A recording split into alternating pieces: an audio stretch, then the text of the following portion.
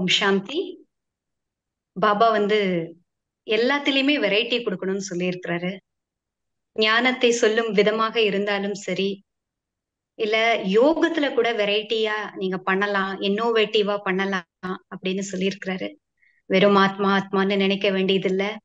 நீங்க என்னுடைய குழந்தையாக மாறலாம், நான் உங்களை குழந்தையா ஏத்துக்கலாம், நான் உங்களது தந்தையாக இருக்கலாம். இப்படி பல விதமான சம்பந்தங்கள்ல என்னை நினைவு செய்யுங்க. அப்படி வெரைட்டி அப்படிங்கிறது பாபா சொல்லி இருக்கிறாங்க. இந்த மனதிற்கும் கூட வெரைட்டின்ற ஒரு விஷயம் ரொம்ப உற்சாகத்தை, மன மகிழ்ச்சியை தருது. அதனால இந்த ராஜயோகா கிளப் ஹவுஸ்ல இவ்வளவு நேரம் ஞான மழை, தாரணை உடைய விஷயங்கள், அனுபவங்கள் எல்லாம் நீங்க கேட்டீங்க. இப்பொழுது உங்களை மகிழ்விப்பதற்காக மகிழ்ச்சி மட்டும் கிடையாது, அதோட சேர்ந்து ஞானத்தினுடைய விஷயமும் இருக்குதுல. வில்லுப்பாட்டு வடிவத்துல நாம இந்த பாடலும் உரையாடலும் எப்பயுமே செய்வோம். அத வில்லுப்பாட்டு வடிவத்துல கொடுக்க போறோம். இந்த வில்லுப்பாட்டுல நம்ம என்ன சொல்ல போறோம் அப்படின்னா, ராஜயோக தியான கல்வியினுடைய ஆதாரம். பாபா எப்பயுமே சொல்லுவாரு, எல்லாருக்குமே ஆத்மா பரமாத்மா இந்த ரெண்டோட ஞானத்தை எல்லா குழந்தைகளுக்கும் கொடுங்க. எல்லா குழந்தைகளுக்கும் இது ரெண்டுமே புரியும். அதுக்கு மேல என்னுடைய குழந்தைகள் ஆத்மா பரமாத்மாவை புரிஞ்சுட்டு அடுத்தபடியா யோகம் அப்படிங்கறத தெரிஞ்சுக்கிட்டு தன்னை மனித நிலையிலிருந்து தேவ நிலைக்கு மாறுவதற்கான புருஷார்த்தம் செய்வாங்க. இப்படி யுக்தா நம்ம இருக்கணும் ஞானம் சொல்றப்ப அப்படின்னு எல்லாம் சொல்லியிருக்கிறாரு. அப்ப நாங்க அதை நினைவில் வைத்து இந்த ஒரு வில்லுப்பாட்டு ப்ரோக்ராம வடிவமைச்சிருக்கிறோம். இதுல என்னுடன் உறுதுணையாக இருந்து பணியாற்றியவர்கள் Lakshmanan brother, Sairam brother, Kumudha Mataji, Chandrasekaran brother, அப்புறம் சாவித்ரி மாதாஜி. இவர்கள் அனைவரும் சேர்ந்து இப்ப நாங்க இந்த வில்லுப்பாட்டை கொடுத்திருக்கிறோம். அனைவரும் கண்டு மகிழுங்கள். ஓம் சாந்தி. தந்தனத்துவம் என்று சொல்லியே வில்லினை பாட அம்மா, வில்லினை பாட அம்மா, வந்தருள்வாய் கலை மகளே, சொல்லெடுத்து எனக்கு தந்து வில்லினை பாட அம்மா, வில்லினை பாட அம்மா, வந்தருள்வாய் கலை மகளே. இதனால இணையதளம் வழியாக கூடியிருக்கக்கூடிய சகல ஆன்மீக மக்களுக்கும் தெரிவிப்பது என்னன்னா, என்ன சொல்ல போறோம் இன்னைக்கு? ஏதாவது ராஜாவோட கதையா இல்லைன்னா ஏதாவது இதிகாசமா?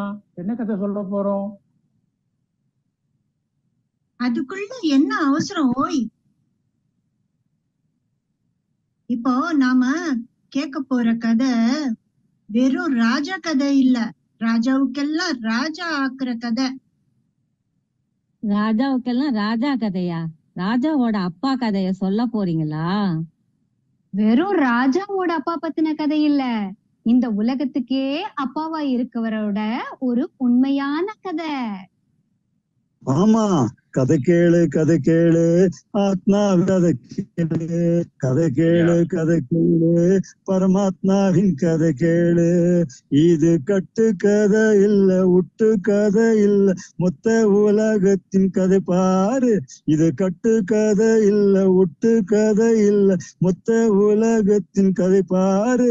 கதை கேளு ஆத்மாவின் கதை கேளு, கதை கேளு பரமாத்மாவின் கதை கேளு. அட, நீங்க சொல்றத பார்த்தா இது புது கதையா இருக்கும் போல. சரி, வில்ல தட்டுங்க, பாட்டை கட்டுங்க.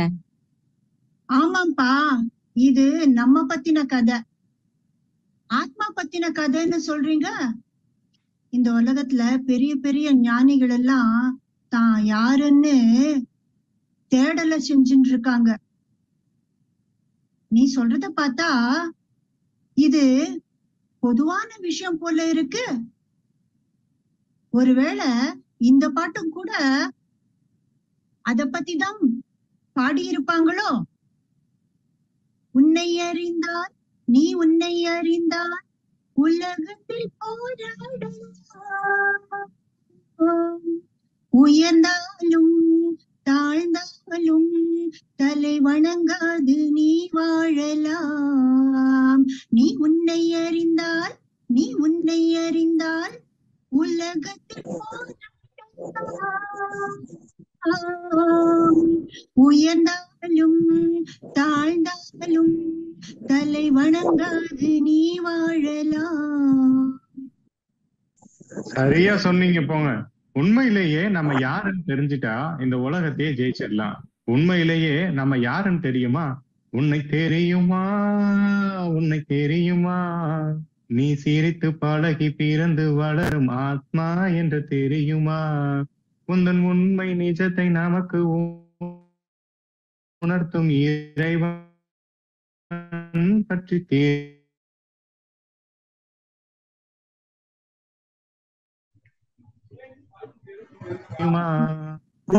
சொல்றீங்களா? ஆத்மா இல்லைன்னா இந்த உடலை வெறும் பெணம்னு தானே சொல்லுவாங்க. உடலுக்கு உயிர் இருக்கு, உயிருக்கு மனம் இருக்கு, மனம் இருக்கு, அறிவுள்ள புத்தி இருக்கு. அடக்கடவுளே, இத்தனை நாளா என்னோட மனசு இதயத்தில் இருக்குன்னு நினைச்சிட்டு இருந்த.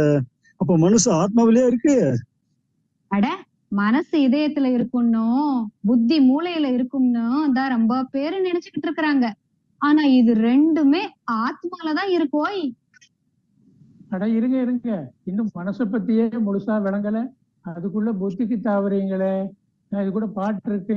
மனம் ஒரு குரங்கு, மனித மனம் ஒரு குரங்கு, அதை தாவ விட்டால் தப்பி ஓட விட்டால் நம்மை பாவத்தில் ஏற்றிவிடும், அது பாசத்தில் தள்ளிவிடும். மனம் ஒரு குரங்கு, இப்படி ஒரு பாட்டு. அதோட விட்டாங்களா?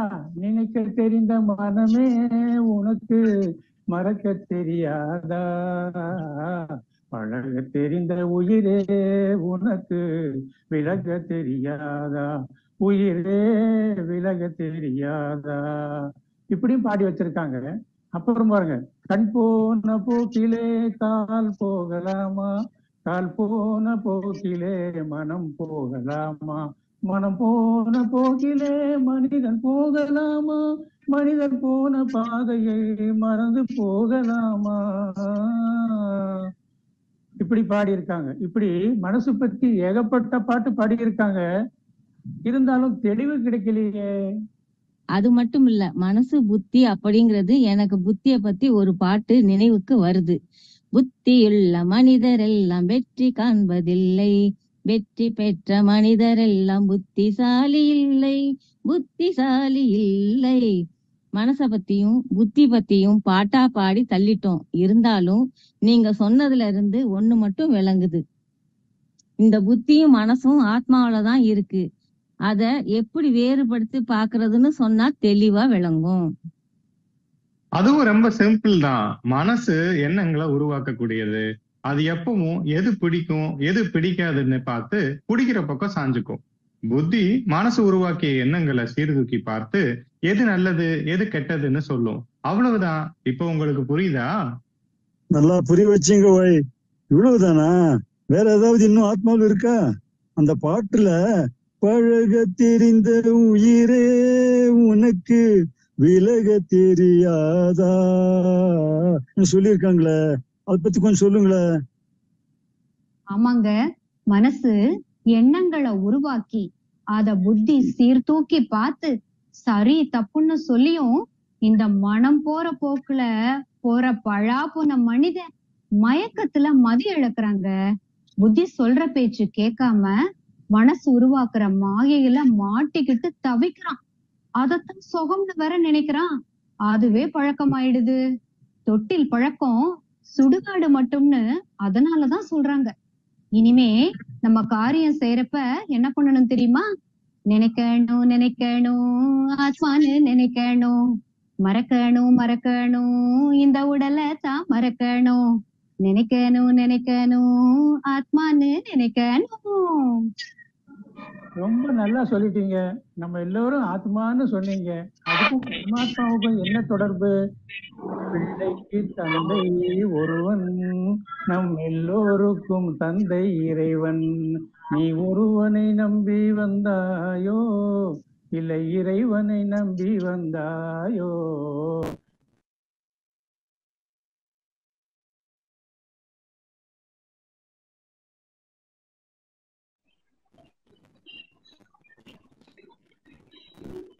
தந்தை ஒருவன், நம் எல்லோருக்கும் தந்தை இறைவன் அப்படின்னு பாட்டு பாடுறாங்க. இதை கேட்டா இறைவன் ஒருத்தருன்னு சொல்ற மாதிரி எல்லாம் இருக்குது. அது எப்படி? இப்போ பாத்தீங்கன்னா காஞ்சி காமாட்சி, காசி விசாலாட்சி, மதுரை மீனாட்சி, பண்ணாரி மாரியம்மன், கருவலூர் மாரியம்மன், சமயபுரம் மாரியம்மன், வாரியூர் கொண்டத்து காளியம்மன், கொல்லூர் மூகாம்பிகை, மேல்மருவத்தூர் ஆதிபராசக்தி, முண்டக கண்ணியம்மன், கோலவெளியம்மன், கல்கத்தா காளி, அம்பாஜி மாதா, இப்படி எத்தனை அம்மன்கள், நூற்றுக்கணக்கான அம்மன்கள் இருக்காங்களே. இவங்கெல்லாம் யாரு? அப்புறம் இயேசு யாரு? கிருஷ்ணர் யாரு? ராமர் யாரு? விநாயகர் யாரு? முருகன் யாரு? சீரடி பாபா யாரு? யாரையா அதெல்லாம் யாரு? அட இருங்க இருங்க இருங்க, கொஞ்சம் டென்ஷன் ஆகாம இருங்க. இந்த பாட்டை கேளுங்க. தேவர்கள் 1000 உண்டு, தெய்வம் ஒன்றே ஒன்று. யாரெல்லாம் தெய்வீக குணமுடையவரா இருந்தாங்களோ, ஒரு இறைவன் வகுத்த சத்திய கோட்பாட்டை பின்பற்றினாங்களோ, அவங்க மனித நிலையிலிருந்து தேவ நிலைக்கு உயர்ந்துட்டாங்க. ரொம்ப நல்லா சொன்னீங்க. இத ஒட்டுனா ஒரு பாட்டு கூட இருக்கே.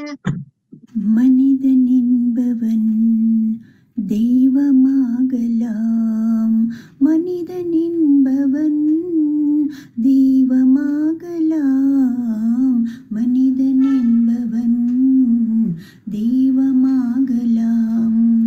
வாரி வாரி வழங்கும் போது வள்ளலாகலாம், வாழை போல தன்னை தந்த தியாகியாகலாம், உருகி ஓடும் மெழுகு போல ஒளி வீசலாம், மனிதன் என்பவன் தெய்வமாகலாம்.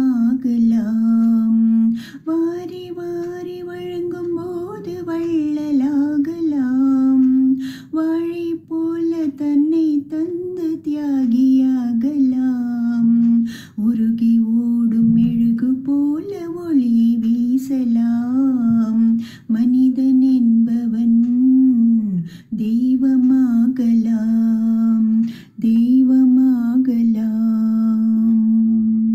ஆமாங்க மாதாஜி, யார் ஒருத்தர் சுயநலம் இல்லாம தன்னுடைய உடல், மனம், பொருள்னு எல்லாத்தையும் உலகத்துக்காக தராங்களோ அவங்க இறைவனுக்கு சமமான நிலையை அடைஞ்சவங்க. இந்த பூ உலகத்துல இறைவனே மனித ரூபத்துல வந்தா எப்படி வாழ்வாரோ அப்படி வாழ்ந்து காட்டுறாங்க. அதனாலதான் அவங்கள இறைவனாவே நினைச்சு வழங்குறோம். ஆனா அவங்க இறைவன் இல்ல. சும்மா இருங்கம்மா. இப்பெல்லாம் நல்லவங்களா இருந்தா இந்த உலகத்துல ஏமாளின்னு சொல்றாங்க. அது போகட்டும், அதை பத்தி வேற ஒரு நாள் பேசிக்கலாம். இப்ப அவங்க மனித நிலையிலிருந்து தேவ நிலையை எப்படி அடையிறாங்க அத சொல்லுங்க. கண்டிப்பா அத பத்தி பேசலாம் பிரதர். ஆனா அதுக்கு முன்னாடி இந்த சித்தர்கள் இறைவனை பத்தி என்ன பாடி இருக்கிறாங்க, ஒரு அழகான பாட்டு இருக்கு பாருங்க என்னன்னு. உருவுமல்ல வெளியுமல்ல ஒன்றை மேவி நின்றதல்ல, மறுவுமல்ல காதமல்ல மற்றதல்ல அற்றதல்ல, பெரியதல்ல சிறியதல்ல போகுமாவி தானுமல்ல அரியதாகி நின்ற நேர்மையாவர் காண வல்லரோ. அதாவது ஒளிவடிவான இறைவனை நாம ஒளிவடிவான ஆத்மா அப்படின்னு நினைச்சு அந்த ஜோதி ஸ்வரூபமான இறைவனை நினைச்சோம் அப்படின்னா நமக்குள்ள இருக்கிற பாவ கர்மங்கள் அழிந்து பரமாத்மா கிட்ட இருந்து தெய்வீக குணங்களையும் சக்திகளையும் பெற முடியும். அப்படி பெற்று இந்த மனித நிலையிலிருந்து ஒருத்தர் தேவ நிலையை அடைய முடியும் பிரதர். சரி, இதுல இறைவனோட வேலை என்ன? அவர் அப்படி என்னதான் காரியம் பண்றாரு நமக்காக? விளக்கமா சொல்றேன், ஒரு பாட்டாவே பாடிடவா? தாராளமாக. இறைவன் இறைவன் யார்தான் இறைவன்? வாழும்போது சொத்து சேர்க்க வைப்பவன் இறைவனா? வாழ்ந்த பின்பும் வாழும்போது சொத்து சேர்க்க வைப்பவன் இறைவனா? வாழ்ந்த பின்பும் புண்ணியத்தை சேர்ப்பவர் இறைவனா? இறக்காத தூய்மையும் இறக்காத வாய்மையும் இருக்கும் எவரோ அவரே இறைவன் இறைவன். ஒருவருக்கு அன்பு காட்ட நினைப்பவன் இறைவனா? உலகிற்கே அன்பு காட்ட நினைப்பவன் இறைவனா? கொடுமை கண்டு கண்ணை மூடி கிடப்பவன் இறைவனா? குணங்கள் கொண்டு தூய்மை செய்ய நினைப்பவன் இறைவனா? இறைவன் அன்பு கடலாக இருக்கிறாரு. அவரை சரியா புரிஞ்சுட்டு தெரிஞ்சுட்டு ஆத்மான்னு புரிஞ்சு அவரை நினைச்சாலே போதும். எல்லாத்துக்குமே அமைதியான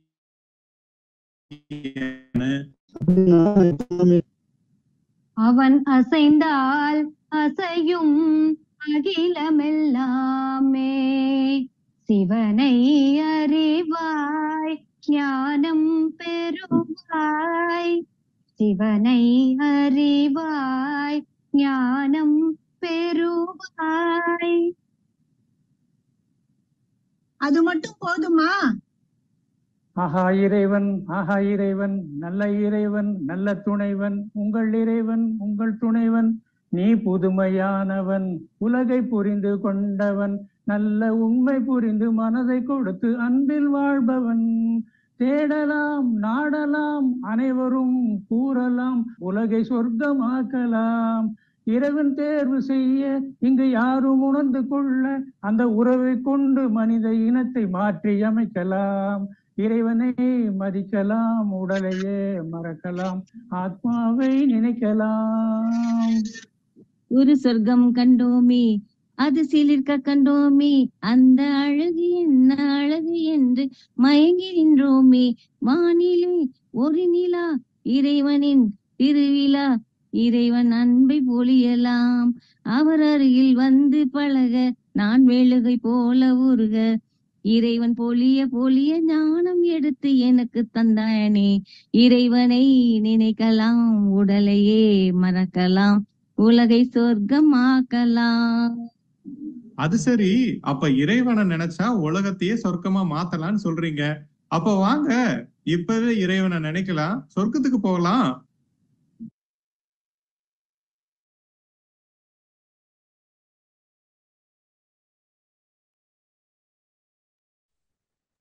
இந்த சொர்க்கமானது எப்படி இருக்கும், அது எவ்வளவு சுகமயமான உலகம் அப்படிங்கிறத இப்போ சந்திரசேகரன் பிரதர் தன்னுடைய ஒரு அழகான பாட்டுலால எல்லாரையும் பாடி மகிழ்விப்பார். ஓம் சாந்தி.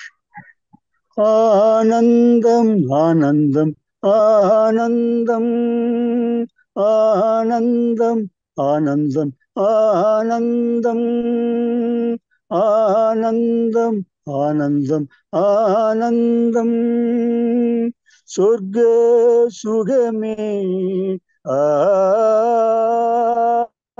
சொர்க்க சுகமே பேரானந்தம் பேரானந்தம் ஆனந்தம் ஆனந்தம் ஆனந்தம் சர்வகுணத்தின் ஆனந்தம் நற்குணத்தின் ஆனந்தம் சமயோனுத்தின் ஆனந்தம் பவித்திரமான ஆனந்தம் சுகம் சாந்தியின் பேரானந்தம் பேரானந்தம் ஆனந்தம் ஆனந்தம் ஆனந்தம்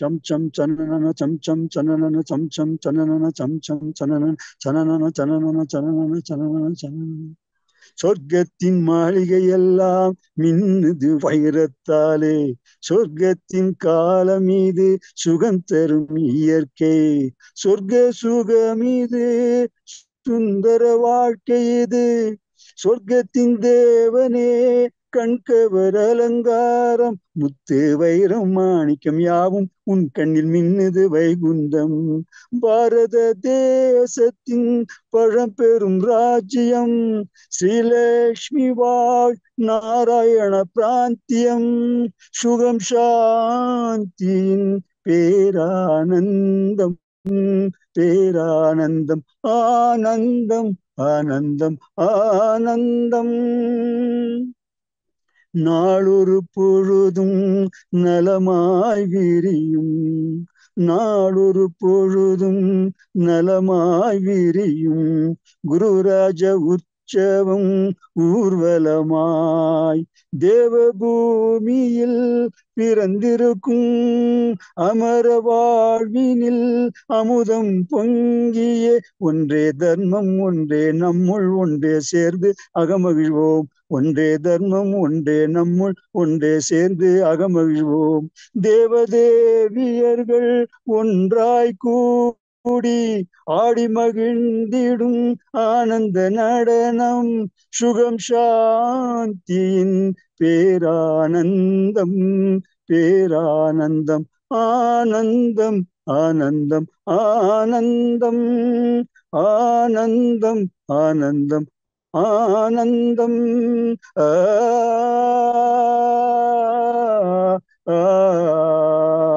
ஆனந்தம் ஆனந்தம் ஆனந்தம் ஆனந்தம் ஆனந்தம் ஆனந்தம் ஆனந்தம் ஆனந்தம் ஆனந்தம் ஆனந்தம் ஆனந்தம் ஆனந்தம். ஓம் சாந்தி. ஓம் சாந்தி. இது ஒரு அற்புதமான முயற்சி.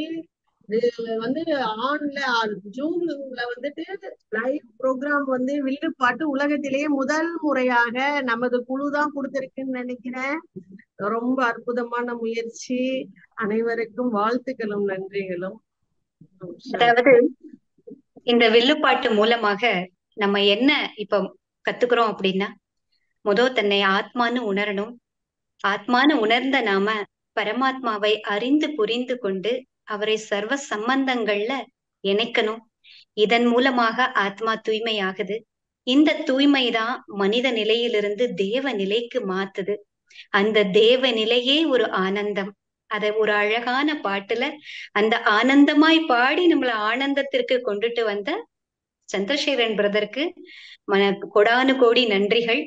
அதே போல இந்த வாய்ப்பினை நல்கிய ராஜயோகா கிளப் ஹவுஸுக்கும் என்னுடன் சேர்ந்து ரொம்ப அழகா பணிபுரிந்து வெகு குறுகிய காலத்திலேயே இப்படிப்பட்ட ஒரு ப்ரோக்ராம கொடுக்க வச்ச லக்ஷ்மணன் பிரதர் தான் இந்த ப்ரோக்ராமுக்கு முன்னோடியா இருந்தாரு. நாங்க எப்பயும் மாதிரி பாடலும் உரையாடலும் செய்யலாம் நினைக்கிறப்ப பிரதர் ரொம்ப கான்பிடென்டா இத பண்ணலாம் சிஸ்டர், நான் ஸ்கிரிப்ட் ரெடி பண்றேன் அப்படின்னு சொல்லிட்டு இந்த ஸ்கிரிப்ட் கொடுத்து எங்களை இப்படிப்பட்ட ஒரு டிஃபரெண்டான ஒரு கண்ணோட்டத்துல இந்த ப்ராஜெக்ட செய்ய வச்சாரு. எனக்கு இப்ப ரொம்ப கான்பிடன்ஸ். இதே ப்ராஜெக்ட நம்ம இன்னும் நிறைய இடங்கள்ல லைவா, அதாவது நேரடியா கொடுக்கலாம். மக்களுக்கு ரொம்ப அழகா ஈஸியா போய் சேரும் விதத்துல இன்னமும் கூட மாடிஃபிகேஷன் பண்ணி அனுப்பலாம். அதே மாதிரி வில்லுப்பாட்டுனாலே செங்கு செங்குன்னு அந்த சவுண்ட் வரும். இத நம்ம ஆன்லைன்ல செஞ்சதுனால அதை கொடுக்க முடியல. ஆனா இன்னும் நிறைய நேரம் கிடைச்சா இதையும் நாம அடுத்த தடவை புகுத்தி இன்னும் ஒரு அற்புதமான நிகழ்வாக நம்ம கொடுக்கலாம். ரொம்ப நன்றி. ஓம் சாந்தி. ரொம்ப அற்புதம் சிஸ்டர், அற்புதம். ஞானத்தை செவி வழியா, அதுவும் இந்த மாதிரி கானங்கள் வழியா ரொம்ப ஈஸியா கொண்டு செலுத்திடலாம் எல்லார்கிட்டையும். இது ஒரு நல்ல முயற்சி. ரொம்ப அற்புதமான சேவையா இது வருங்காலத்தில் வருவதற்கான எங்களுடைய அட்வான்ஸ் வாழ்த்துக்கள். நன்றி சிஸ்டர்.